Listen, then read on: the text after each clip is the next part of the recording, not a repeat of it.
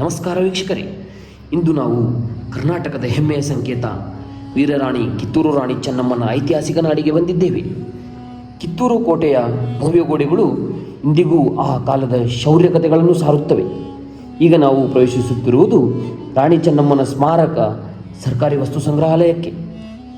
ಹಸಿರು ಗಿಡಗಳ ಮಧ್ಯೆ ಇರುವ ಈ ಶಾಂತಿಯುತ ಆವರಣವು ನಮ್ಮನ್ನು ಇತಿಹಾಸದ ಪುಟಗಳಿಗೆ ಕರೆದೊಯ್ಯುತ್ತದೆ. ವಸ್ತು ಸಂಗ್ರಹಾಲಯದ ಹೊರಭಾಗದಲ್ಲಿ ಕೆತ್ತಲಾದ ಅನೇಕ ಶಿಲ್ಪಗಳು, ಇಲ್ಲಿರುವ ವೀರಗಲ್ಲುಗಳು ಆಗಿನ ವೀರಯೋಧರ ವೀರಗಾಥೆಯನ್ನು ತೋರಿದರೆ, ಇಲ್ಲಿನ ದೇವಾನುದೇವತೆಗಳ ಪ್ರತಿಮೆಗಳು ಆಗಿನ ಕಾಲದ ಕಲಾ ಶ್ರೀಮಂತಿಕೆಗೆ ಸಾಕ್ಷಿಯಾಗಿವೆ. ಈ ಪ್ರತಿಯೊಂದು ಕಲ್ಲು ಕೂಡ ಒಂದು ಕಾಲಘಟ್ಟದ ಇತಿಹಾಸವನ್ನು ತನ್ನೊಡಲಲ್ಲಿ ಇಟ್ಟುಕೊಂಡಿದೆ. ಈ ಸಂಗ್ರಹಾಲಯ ಕೇವಲ ಪ್ರವಾಸಿ ತಾಣವಲ್ಲ, ಇದೊಂದು ಜ್ಞಾನದ ಭಂಡಾರ.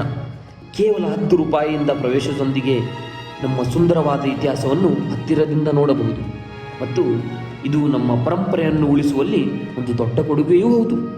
ಸಂಗ್ರಹಾಲಯದ ಒಳಗೆ ಹೋದಂತೆ ಅಂದಿನ ಕಾಲದ ಯುದ್ಧಗಳಲ್ಲಿ ಬಳಸುತ್ತಿದ್ದ ಆಯುಧಗಳು, ಗುರಾಣಿಗಳು, ಹಳೆಯ ಕಾಲದ ಮಡಿಕೆಗಳು, ಶಾಸನಗಳು ಮತ್ತು ಕಿತ್ತೂರು ಸಂಸ್ಥಾನದ ಅರಸರುಗಳು ಬಳಸುತ್ತಿದ್ದ ವಸ್ತುಗಳನ್ನು ಸಂರಕ್ಷಿಸಲಾಗಿದೆ. ತೆಂಗಿನ ಮರಗಳ ಸಾಲಿನ ನಡುವೆ ಇರುವ ಕೋಟೆಯ ಬೃಹತ್ ಗೋಡೆಗಳು, ಕಾವಲು ಗೋಪುರಗಳು ಮದ್ದಿನ ಭದ್ರತಾ ವ್ಯವಸ್ಥೆಯನ್ನು ಪ್ರತಿಬಿಂಬಿಸುತ್ತದೆ. ಕೋಟೆಯ ಪಕ್ಕದಲ್ಲಿ ರಾಣಿ ಚೆನ್ನಮ್ಮ ತನ್ನ ಜೀವಿತಾವಧಿಯಲ್ಲಿ ಕಟ್ಟಿಸಿದ ಹನುಮಾನ್ ದೇವಾಲಯವನ್ನು ಕಾಣಬಹುದು.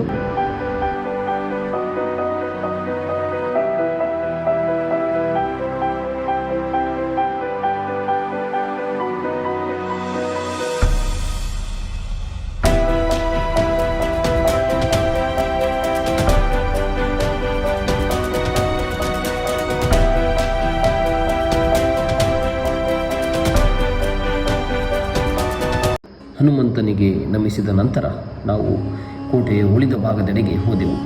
1824ರಲ್ಲಿ ಬ್ರಿಟಿಷರಿಂದ ಧ್ವಂಸಗೊಳಿಸಲಾದ ಕೋಟೆಯ ಮರುನಿರ್ಮಾಣ ಕಾರ್ಯ ನಡೆದಿತ್ತು.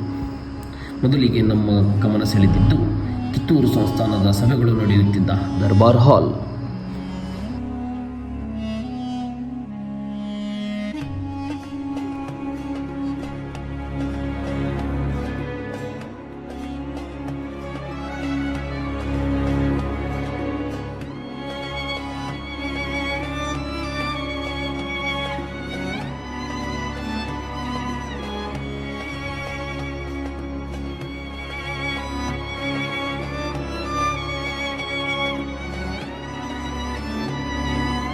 ರಾಜಮನೆತನದವರಿಗಾಗಿ ಅಡುಗೆ ಮಾಡುತ್ತಿದ್ದಂತಹ ಅಡುಗೆ ಮನೆಯಲ್ಲಿ ದವಸ ಧಾನ್ಯಗಳ ಸಂಗ್ರಹಣೆ ಮತ್ತು ನೀರು ಸಂಗ್ರಹಣೆಗಾಗಿ ಗೂಡುಗಳನ್ನು ಕಟ್ಟಲಾಗಿತ್ತು.